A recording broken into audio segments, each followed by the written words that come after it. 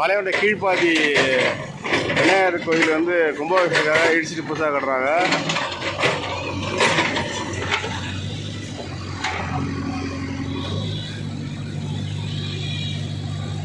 அப்போ கட்டினது 12 வருஷம் முடி எவ்வளோ ஸ்ட்ராங்காக இருக்குது பாருங்கள். ஒட்டைக்கவே முடியல ஜேசிபி வேலையை.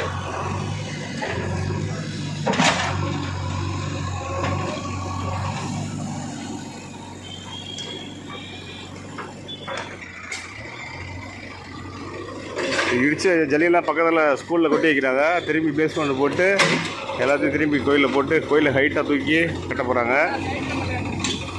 பக்தி கணபதி ஆலயம் பாளையங்கோட்டை கீழ்ப்பாதி